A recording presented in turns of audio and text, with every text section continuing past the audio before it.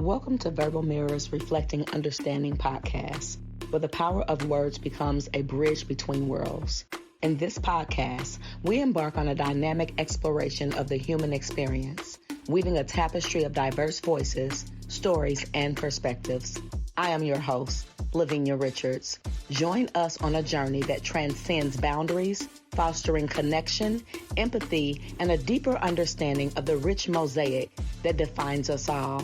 Get ready to reflect, resonate, and embark on a transformative odyssey through the art of conversation.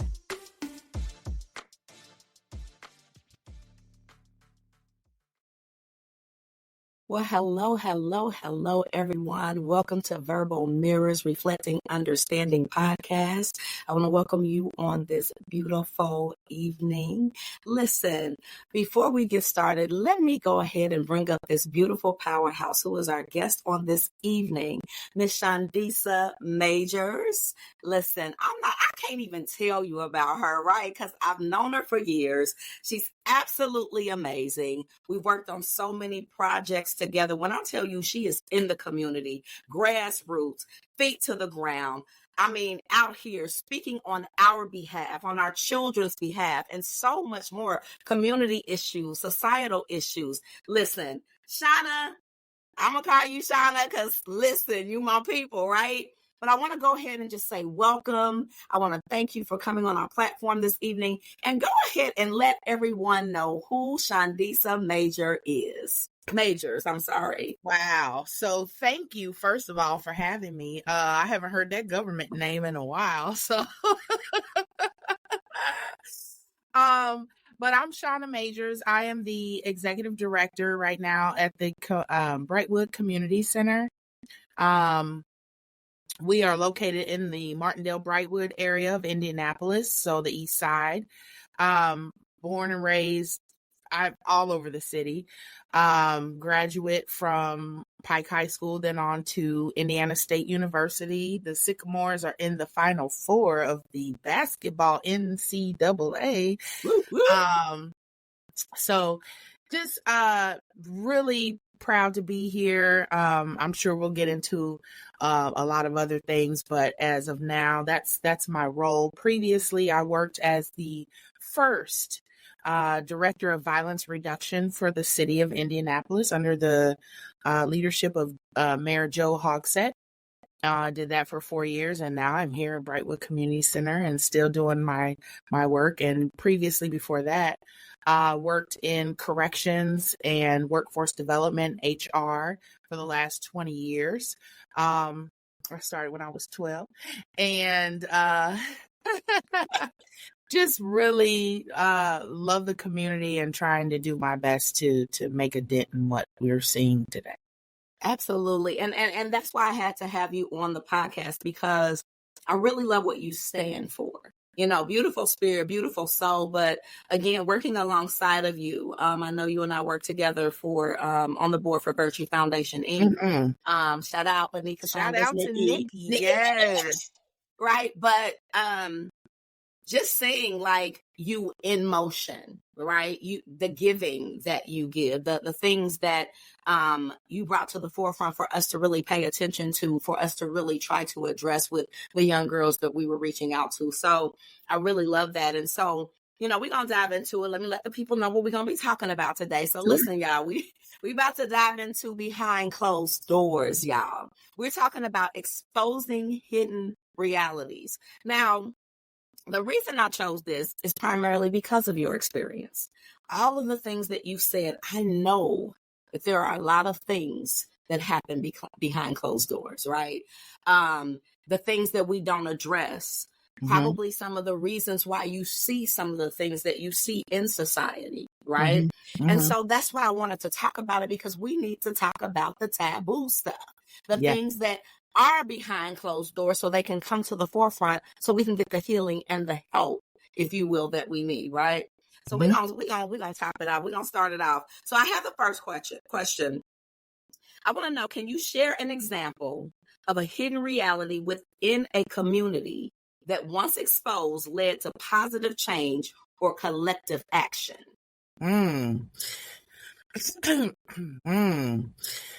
excuse me, I think that in the Black community specifically, there are a lot of taboos that we're not supposed to talk about. And I know you said one example, so I'll start with sexual abuse. Mm. I was I'm a survivor of childhood sexual abuse. In my early teens, 13 to 16 years old, I was molested and sexually assaulted, and wasn't supposed to talk about it outside of the house, wasn't supposed to talk about it in the house, wasn't supposed to talk about it at all, was supposed to keep this facade and this mask that everything's perfect and great at my house, and that I'm not up at night praying to God that this man doesn't come into my room and molest me and have his way with me. So I will start with that. And I know you said one, but the other one would be domestic violence in the home. So I had my biological, my father was very abusive to my mother. So that's where the domestic violence piece comes in. And then my stepfather was highly abusive to me, and that's where the sexual abuse comes in. And I see it every day. You know, I see it with our young kids. I see it with their parents. I see it with the older generation, because that was the rule, right? Growing up, you don't talk about what's going on in this house anywhere. You don't go to church. You don't go to school. You don't go to work talking about anything that happens in here, because we don't want the police here. We don't want to see people go to jail. And so you just suck it up and deal. Isn't that sad, though? It is. Wow. And to see that on a consistent basis, you know, and you're right, you know, we came from the era, do as I say, not as I do. Correct. Be quiet. What goes on in this house, you know, and I've said that on so many of the shows because it comes up. That is how we grew up. And it ended up being so detrimental to our mental health, because I too am a survivor of domestic violence and sexual molestation. And it's one of those things that is so taboo. Don't talk about it. Shh. I need that money, right? I need his money to cover my rent. And if I speak up, so shh. But then that child that's in that household and the mother, they end up having depression and anxieties and their anger and they're acting out, right? And so that's why I wanted to dive into it, because we overlook it. And it happens so much in households. And I don't know, there was a story, and I don't want to misquote anything, but there was a story that I read either on, and I know things can be fake, but allegedly, let me say that, where a gentleman and his wife, I think, were living in the house, and the kids never came out. But when they ended up going in the house, the father had several kids with the daughter. Oh, wow. Right? Yeah. And so it ended up being, I think, one of the caregivers or something like that ended up reporting it. And so the don't say anything, right? And so that's got to be hard, the behind closed doors. And I want to ask you, how do hidden realities behind closed doors impact the fabric of communities, and what are the ripple effects on social cohesion? Ooh, yep. Yep. You know, I'll start with how it affected me as the child. Self-esteem was definitely affected. You know, I was faced with a father going through alcoholism and drug addiction, a mother who had been abused and was looking for love in all the wrong places, and was willing to accept these things to keep the man happy and in the picture. Oh man, I got into gang life activities for protection, because I felt like, God, nobody's protecting me at home. I need to be around some of these young guys that I see them tough guys and they're gang banging and, you know. Yeah. As protectors. And I was shot when I was 16 years old, a gunshot survivor. And none of those tough guys showed up at the hospital to do anything. and I figured out then that this is probably not my crowd. Yeah. But my escape was education. No one was really talking about going to college or anything like that. If it was up to my dad, I would have went to General Motors and worked with him as, sweeping floors or something. And I have ADHD. I can't do the same thing every day. I will go nuts. Right. So it took my uncle, my mom's brother, to point out to me that, hey, have you thought about going to college? Have you thought about and I was like, so I fast forward, I went through a program in Indianapolis called Center for Leadership Development, and it introduced the concept of going to school. And I was like, hold on, I can leave this place, go there, stay in a dorm, and I just got to get decent grades to stay. Yes. Sign me up. Right. Sign me up. And so, part of that journey was me figuring out that I was okay and that the things that had happened to me was not my fault. It was someone else's sickness that did that. Mm-hmm. It was my mother's inability to accept the sickness that kept her engaged with this person. And here we are 30 years later, and I'm still working through some of those things because I get triggered sometimes. But my goal is to let other people know that they're not alone, because for so long I thought I was by myself because we weren't talking about it in the house. We weren't talking about it outside of school. And I felt that the girls that were my friends could have no clue, so they wouldn't understand if I did open up and talk about it. I would feel more shame and embarrassment than anything. So I kept it to myself. Mm-hmm. And I think a lot of people do that. But what ends up happening is that you have this rage and this anger inside that when somebody does anything, it could be small, it could be big, Mm-hmm. but it makes you respond in a way that you want to fight. And so I'm scrappy. I fight all the time. Mm-hmm. Because I was hurt and I wanted to, even in my relationships with dating guys and learning about this, about myself, I would give my whole self to this guy thinking, oh, finally somebody's going to love me without any strings, without anything.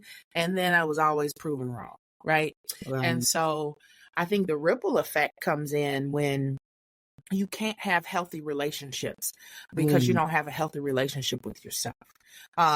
But the other thing that's behind closed doors we don't talk about is therapy and going to get help.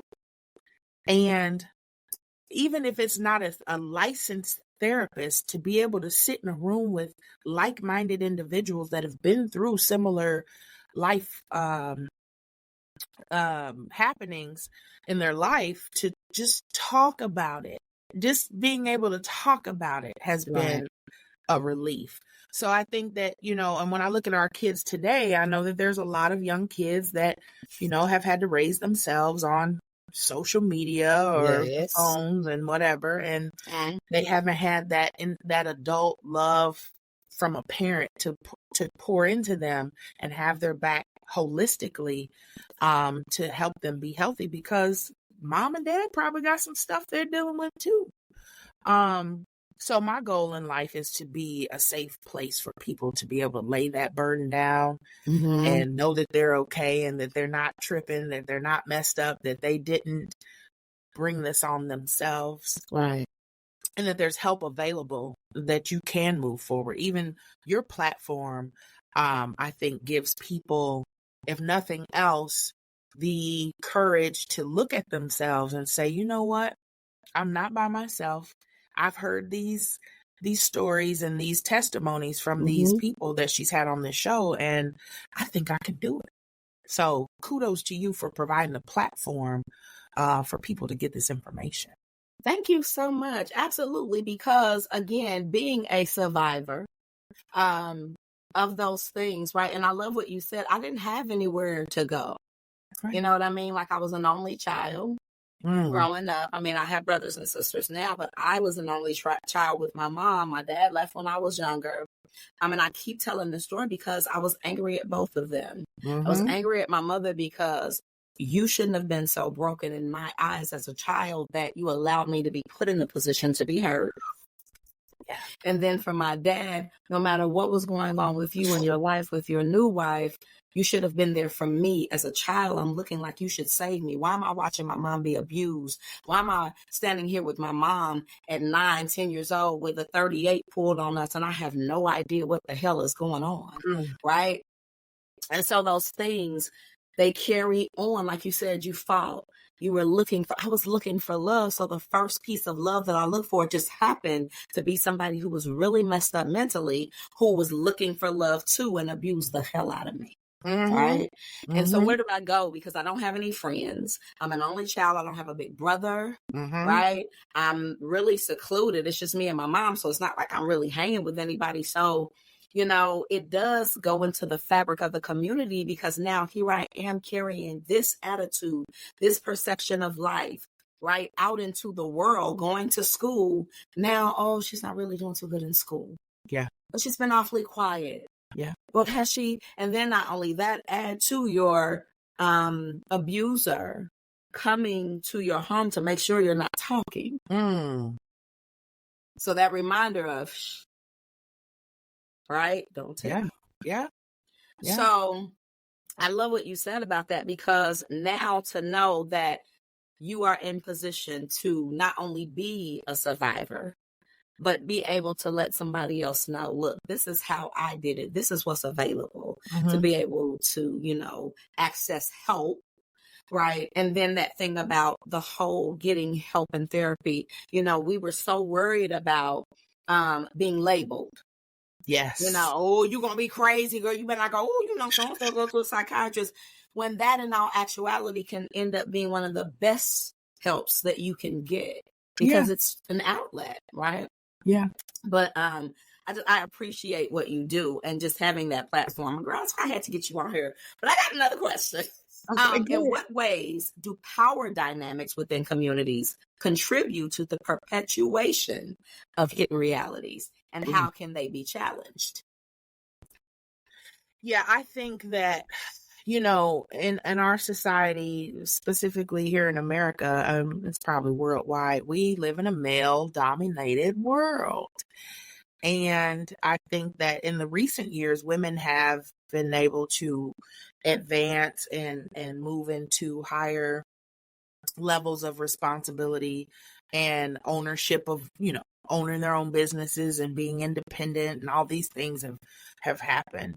But I'll tell you, it's still difficult being in those rooms with these men who a lot of times are older and of the older mindset. You have your baby boomers who think a certain way, and you have the ones behind them, and then the Generation X, and so on and so forth. And each generation, I think, adopts their own mentality about how to,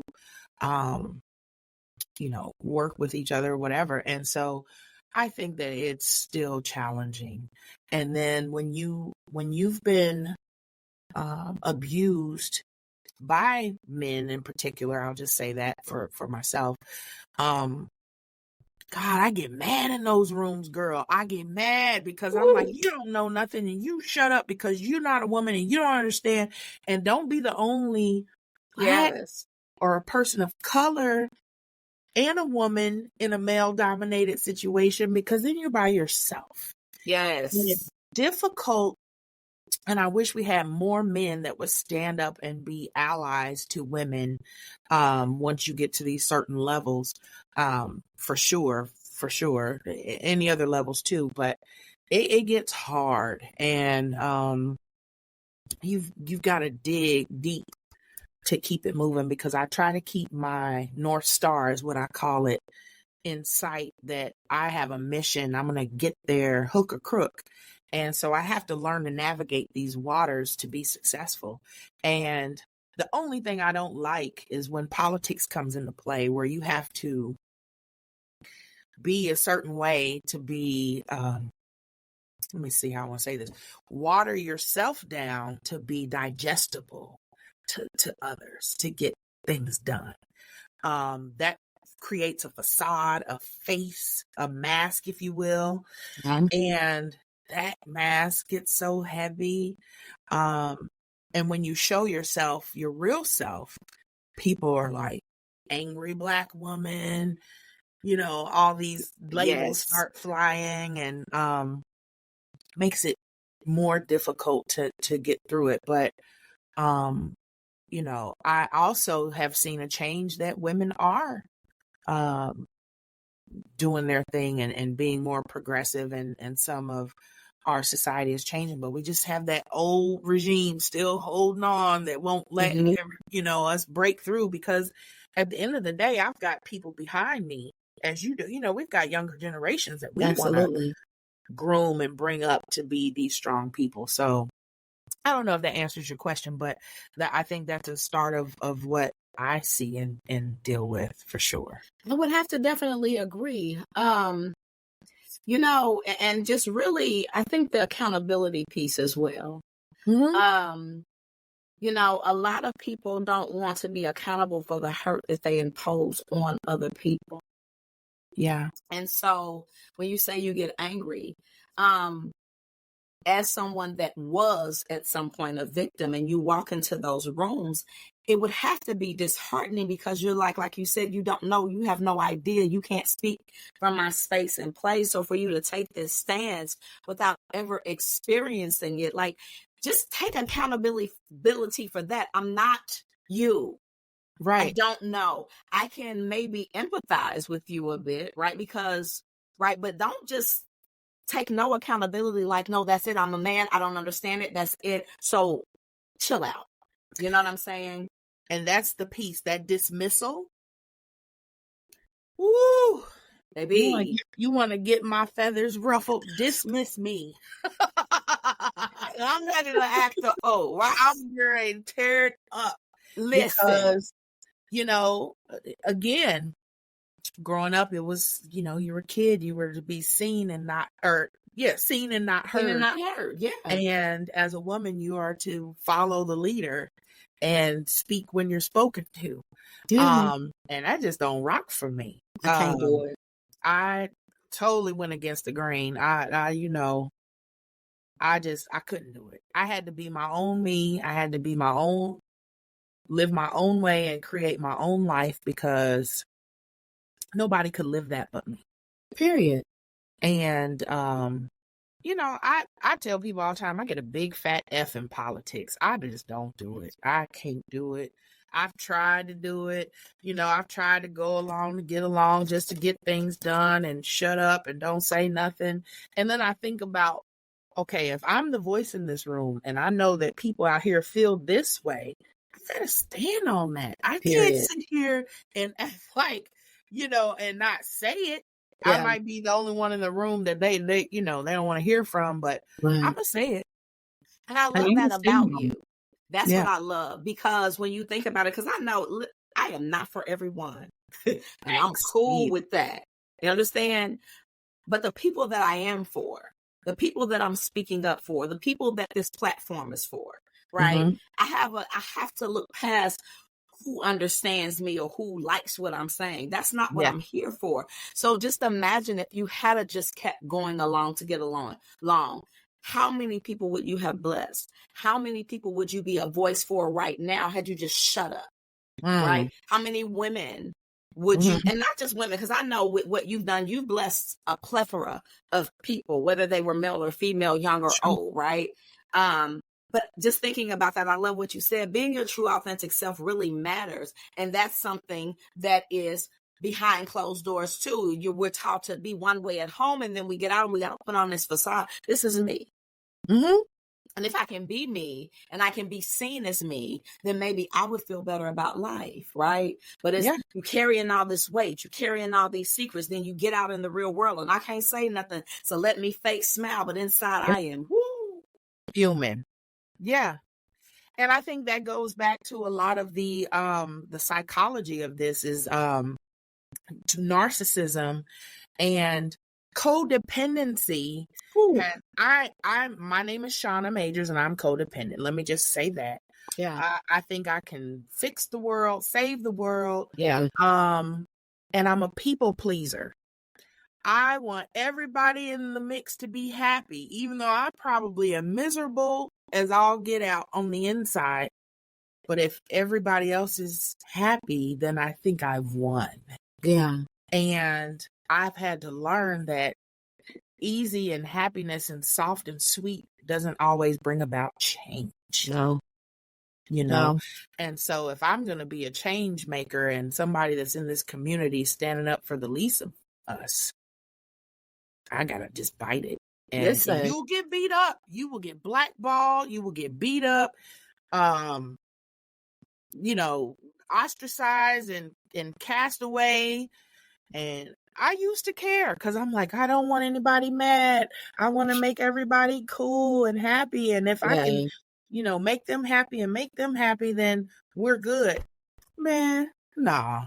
Right. Because at the end of the day, I tell my young students all the time, I will be holding that grudge, that feeling of dissatisfaction and anger because I didn't really say what was meant to be said.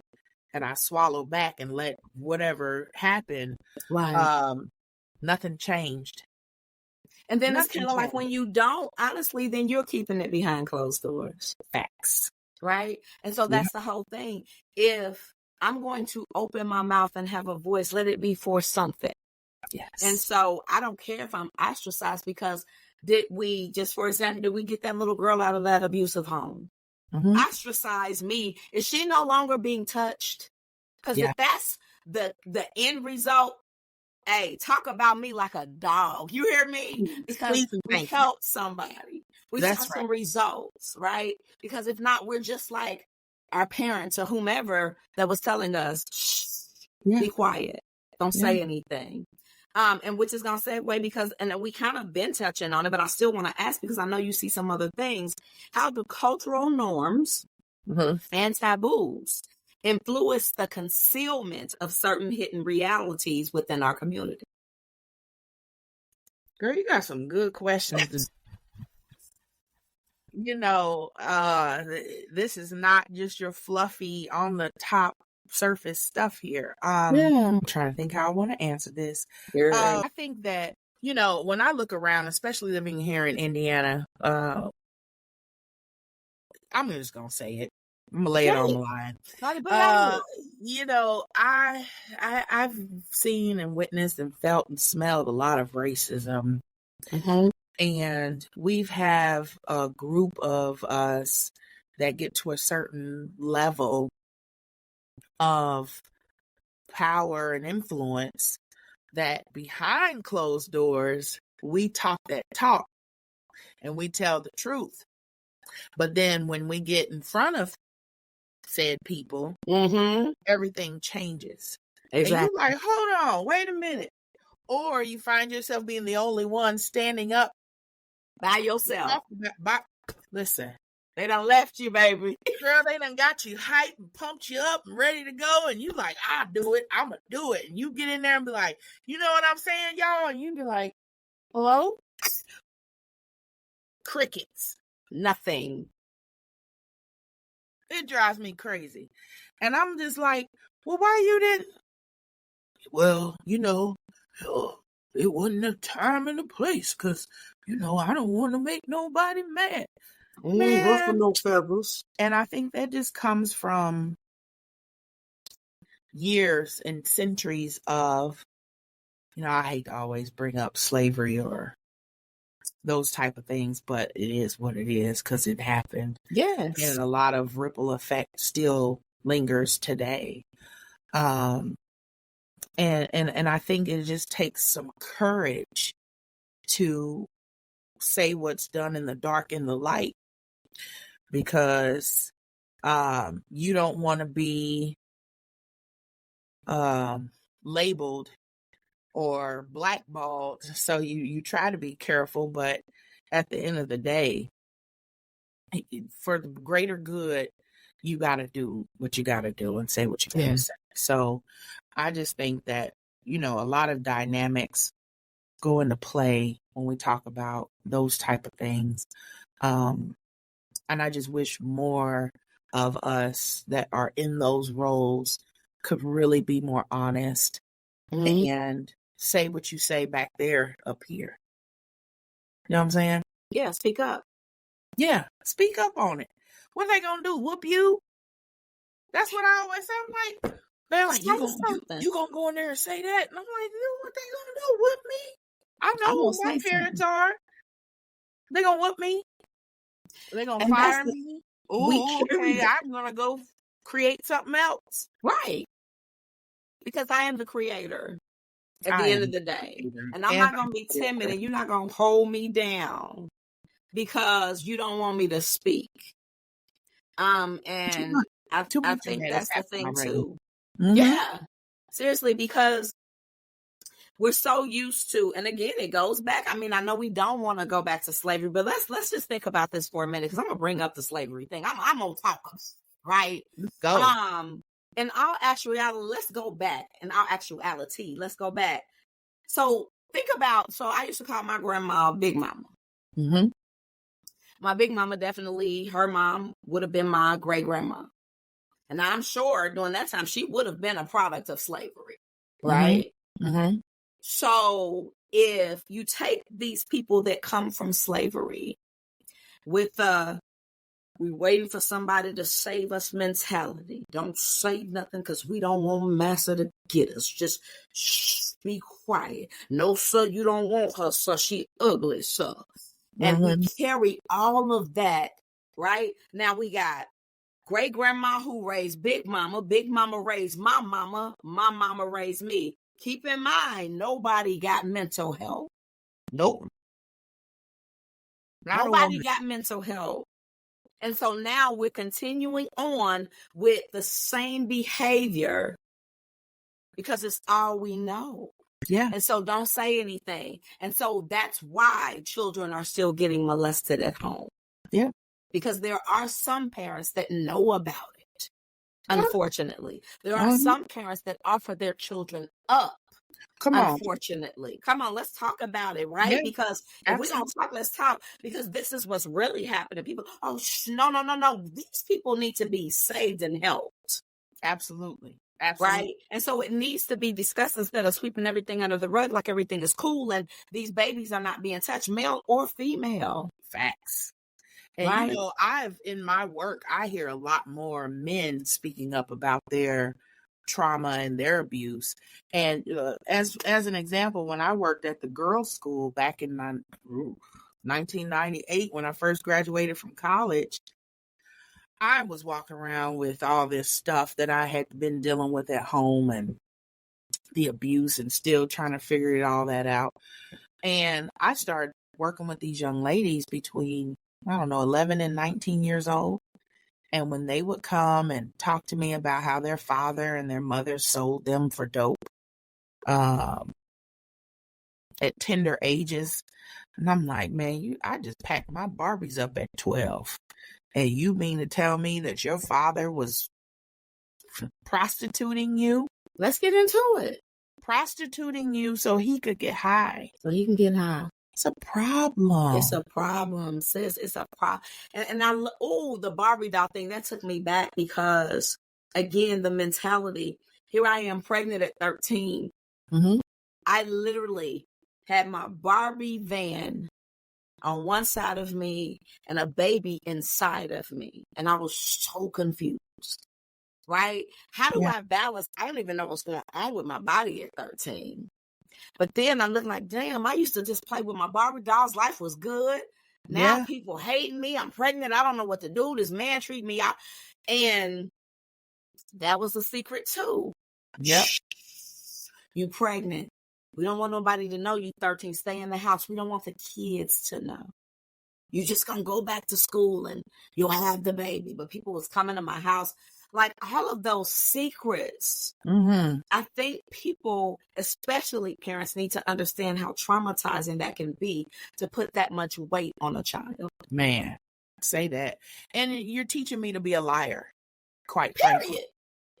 You know, you're Period. teaching me to be a liar. You're teaching me not to deal with my stuff, and you're teaching me how to wear that mask that we talked about, right? Yeah. You've taught me all this stuff by Yeah. keeping your secrets. Yes. So then as I grow older and I'm trying to shake that, it gets ugly. Even with your family members, when you start talking on what happened and what oh, she's lying, she's making that up. Ain't nobody did nothing, you know. And you're Yeah. like, what? Your most trusted family members are saying these things about you. And you're like, are you serious? Yes. And it Because does it's something easier to you. to accept It the is. lie than to accept the truth. Because now I think that it makes the adult have to be, we talked about accountability. Now I got to be accountable. If she tells me this, if he tells me this, that means that I got to listen to something that I missed. I got to listen to, I put my baby in danger. I got to listen to, I dropped the ball. I got to take accountability that somewhere along the line, I put my baby in harm's way. Mm-hmm. Mm-hmm. So it's And better to keep the secret. facts. It is.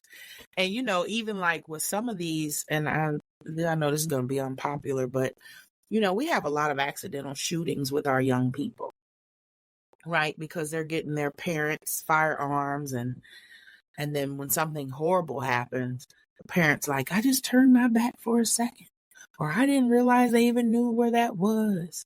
Kids are not dumb. We watch everything and we see a lot. And if you're showing me how to be a woman or a man, I take my social cues from you.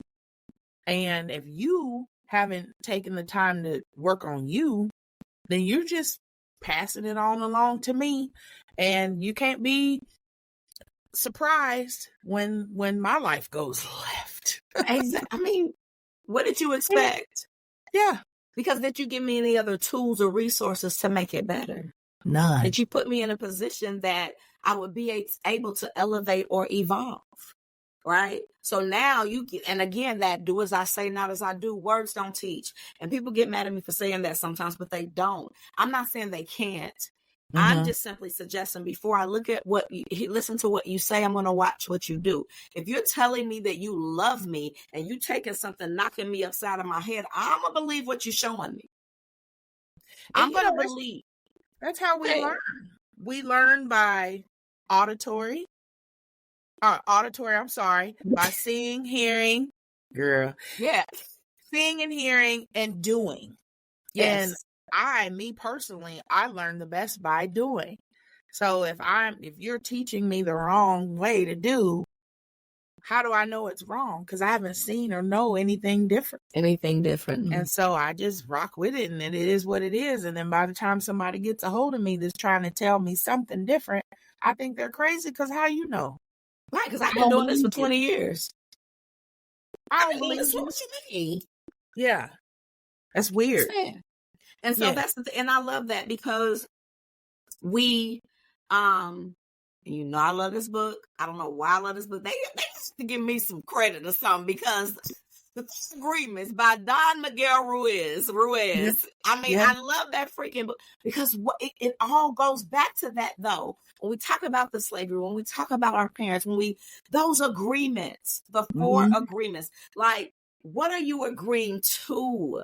We're agreeing to be silent and suffer in silence for abuse. And we're expected to go out and be normal. Yeah. Through the pain. Yeah. That doesn't make sense. Inadvertently, especially if you're a parent, you pass that on to your kids. You do. You know, and the kids around you. And I think for me, that was a major part of my decision not to be a parent. I didn't want to pass it. I didn't want to gift this to anyone else. I wanted to stop with me. I wanted to work on myself so that I can help other people break their curses in their families.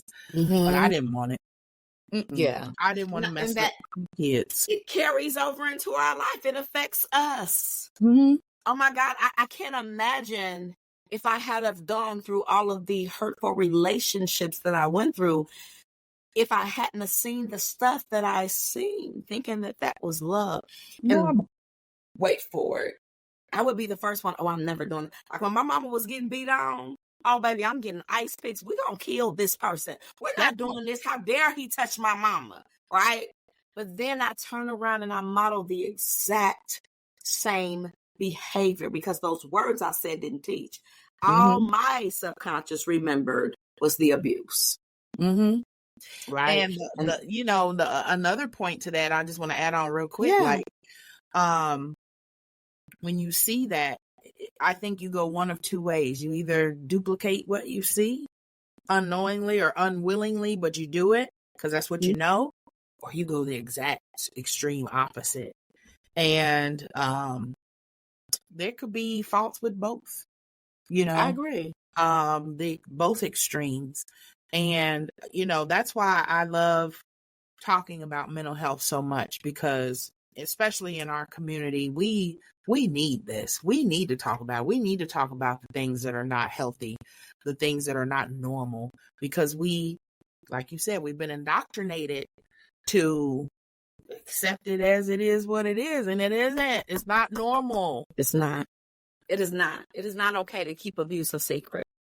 Facts. It is not to be in the home fearful of your abuser, right? It is not okay to be at home and be struggling to survive because you're scared whether you're going to be touched, whether you're going to eat, with all the secrets, whatever it is, Now I want to ask you this, because we talked about a lot of the problems. We talked about the hidden things and all of the things that people, well, not all, but some of the things. The question I have is, how can individuals outside of a community respectfully and effectively support efforts to uncover and address hidden realities within that community? I think, not having,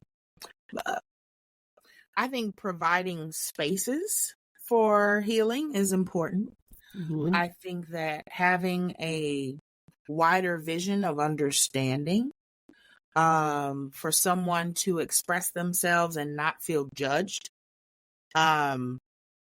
creating that space of education, of educating that this isn't normal, to break down those bad things we've been taught. I think that people can support by also, here's my usual tagline: talent, treasure, time, talent, treasure, with helping support those that do this work, because it's not for everybody, right?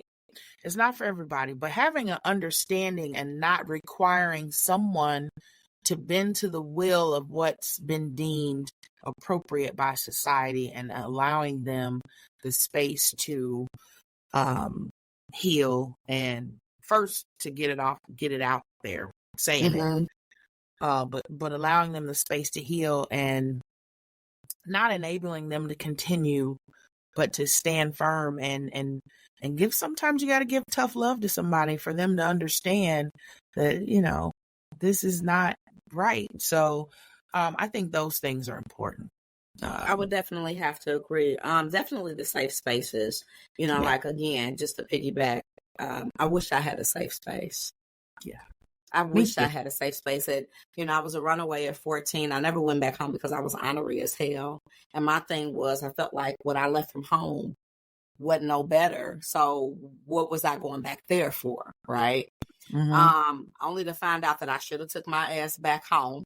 Real talk. Yeah. But when you're a child and you're trying to prove a point and you think you can save the world, and you got all of these issues, this hurt that you're carrying, and you're expected to be an adult by carrying the secrets, but yet they want you to be a child and act as a child. How do you do that? How do Yeah. you carry that weight? That's a lot of responsibility on a child. No, no, no, no. Shh, be quiet. But at the same time, you better get good grades in school. How? How am I going to be an AB student when I am at home being abused? And scared to death. And you want me to go in and read about Timmy? I don't give a damn about Timmy. I care about me, but nobody else does, and I have no outlet. Right. So that space is imperative. One thing, I'm sorry to interrupt you. No, you're fine. In that space, though, having those people that are understanding of it is important too, because you can be, I can use my dad as an example. I felt safe when I went to his house on the weekends because I didn't have to sleep with one eye open, waiting on that joker to come in there and do his thing with me.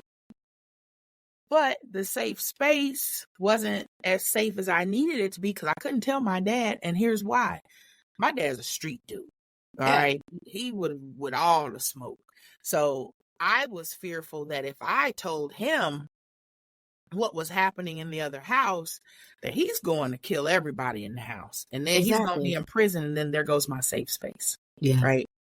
So I just wanted to add that in, that those that's safe powerful because more stress. As a child holding an adult weight, I can't hurt my daddy. I love my daddy. I need this safe space. So if I say something, I know daddy gonna go hurt somebody. He gonna lay hands for real. So carrying that weight, right? And so then I'm looking at my mom. She's being abused already by men. I'm seeing men already pull guns on you. Molotov cocktail bombs coming through the window. Our house on fire. We can't get out. I'm thinking we gonna burn up, right? So how dare I say anything? Because I done already seen her being drugged and misused and abused. So I'm not going to say anything because I don't want mommy hurt. Right. You don't want to cause any more harm. I want no more trouble, no more problems, right? And that's powerful because, and another thing before we go further, the two things, the vision of understanding and no judgment. My God, we are so quick to judge. We are so quick that if I was you syndrome, if I was you, you're not me. How do you speak on my behalf when you've never walked in my shoes and you can give me your perception without ever being here? And it's the same thing you just said. When you watch your mom going through it, I'd be damned if it happens to me. I did the same thing. This joker ain't going to punch on me. And not knowing, because I was ignorant and not educated, that abuse shows up in other ways. Yes, it does. Mental, emotional, spiritual, now digital we add on, right? Financial. Yes. And so I thought as long as Joker wasn't punching on me, we was good. We good. I just didn't know. Right. Because the secrets that we've been allowed to hold on to that weren't good for us, that we just keep trucking along. And then by the time we're in our 30s and 40s, we're having mental breakdowns because we've been carrying all that stress. Yeah. And what you just said, in our relationships as adults, we do this because you don't want your girlfriends, right? Yeah, we I'm can't not gonna sit and tell my girlfriends all the dirt this joker's done, or I did at first and then we broke up and then we got back together. So I ain't telling them nothing. What you doing, girl? I ain't seen you on nothing. You still doing working? Oh, no, girl. Mm-hmm. But you are, because you don't want to tell them that I went back. I went back to the abuser. And it's so sad that people don't understand that, but you find yourself as being abused. You find yourself defending your abuser because it's a mental state. You make excuses. Oh my God, no, he's under a lot of pressure. No, he lost his job. Well, no, his daddy left when he was. No, right? Because we've already had to lie anyway. Might as well make up some excuses for them. No, you don't understand. He hit me because like the man got in his face and got upset with him, and so that's why he's frustrated. And then I didn't have dinner cooked, so I should have knew better. We start taking blame for abuse. Man, listen, you said it, baby. Now, let me ask you this, because I really think that it can, and I want to know what your perception is, because I've seen you on the media, right? And I've seen you out here. How can storytelling and media representation be leveraged to amplify the voices of those affected by hidden realities within communities? That's a great question, too. I think, as an example, what you do, using your media platform to have these discussions and allow other people to listen and hear and learn. Hopefully that has a positive effect on them. With the news, it's tricky, right? They always say if it doesn't bleed, it don't lead. And it's hard to get positive things out on TV, unless you come to Laying It on the Line TV show. You can do it there. Wonderful show, by the way, I might add. Thank you so much. And then sometimes you can, on a radio show. But I think for me, this podcast thing is the way, because you are your own boss, your own person. You're not having to answer to, the TV people or the radio people. They're censoring you and saying you can't, you don't ask that question, or edit that out what she just said. We don't want to stand on that, So I think that if you use media platforms, I love this podcast thing. I think that it's been a game changer for a lot of people. It can be good and it can be bad, but I think there's enough good in it that it can be useful as a tool for people to learn from. I definitely agree. And I agree with that because, again, I think the podcast and even some of the little, not little, I don't like that word little, but some of the talk shows or some of the, are really opening up that space for people to feel like they can be seen and heard. Yeah. And that was very important for me. That's why even with the name Verbal Mirrors, because, and you and I talked about that, we reflect each other all the time. We're mirroring one another, saying sometimes the exact same thing, but differently, right? And so I wanted that understanding reflected. Like you might be saying this red and I might be saying this plum. Either way, we good. Mm-hmm. We good, whether it's plum or red. Either way, when we look at it, I'm going to get the plum, you're going to get the red. We're going to have the same color. Sure. And without the judgment of, oh my God, you're so stupid. They didn't teach you that. Or, all of the things, like allowing individuals to be themselves without the judgment. Right? If you like ketchup and I like mustard, you know what? It's good. We don't have to argue about it. Do your thing. Right? But I think that these platforms, I get it. I know people got to make money. I know they got to do their thing. But the one thing that I wanted to really use this platform for is to definitely allow people to tell their story and to be seen and heard. Because I think even with adults, when you get in relationships and you're no longer valued, you're just needed, but you're not wanted. Yeah. Right. You're not desired. You're just that person to have sex with, or you're that person to keep the house clean or to take care of the kids. Like all of those things play a huge role in our mental wellness.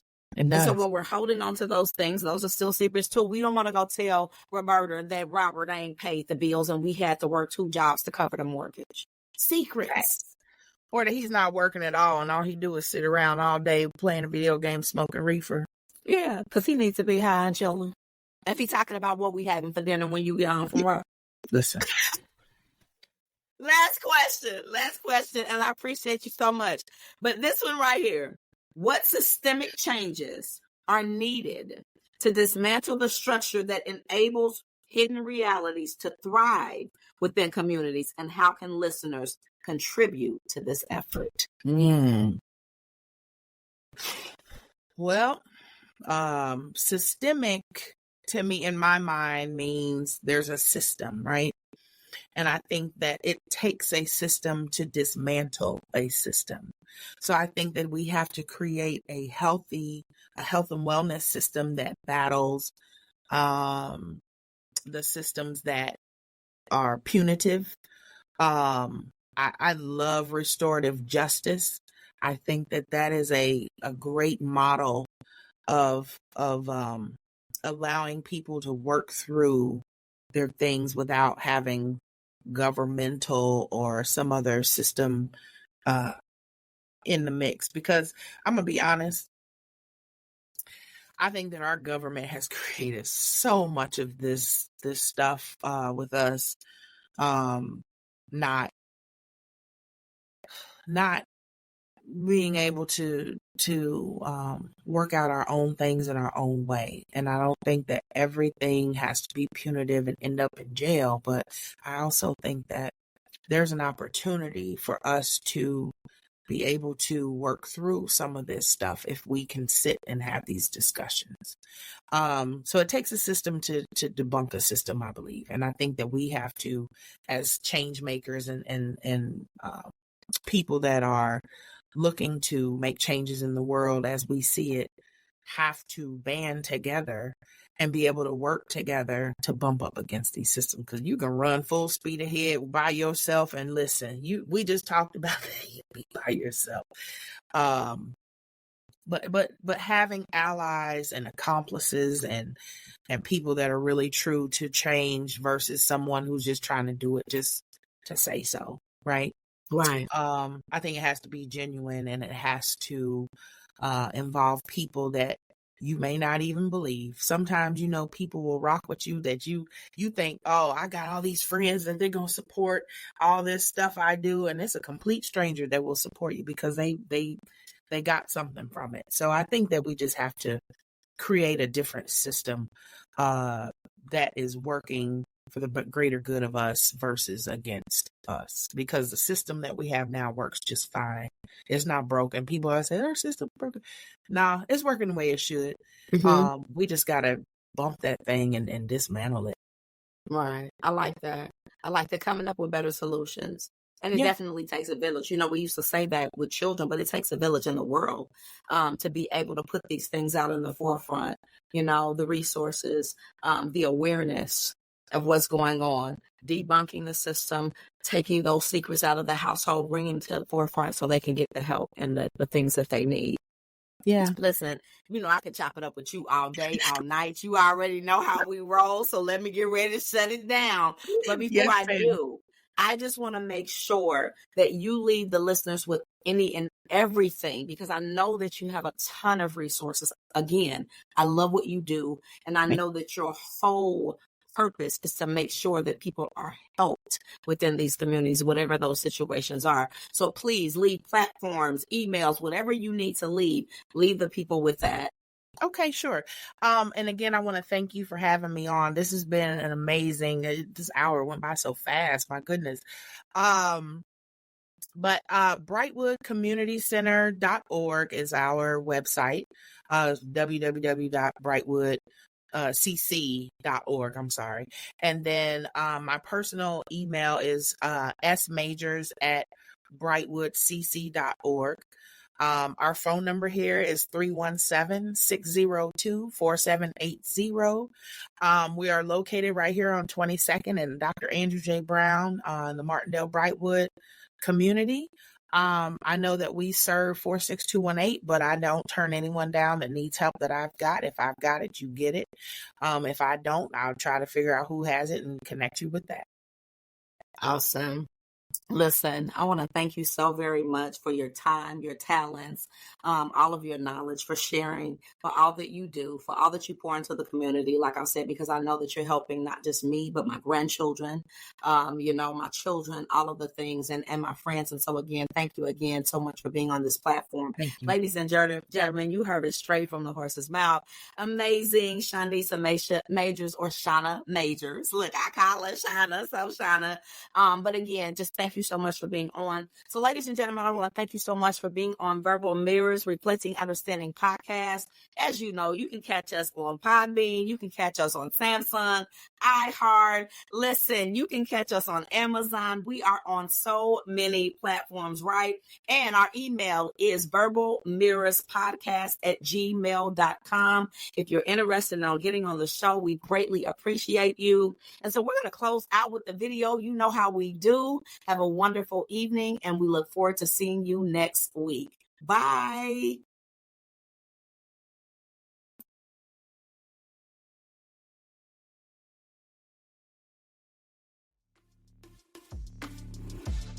As we wrap up another episode of Verbal Mirrors Reflecting Understanding, we encourage you to carry the reflection sparked here into your daily interactions.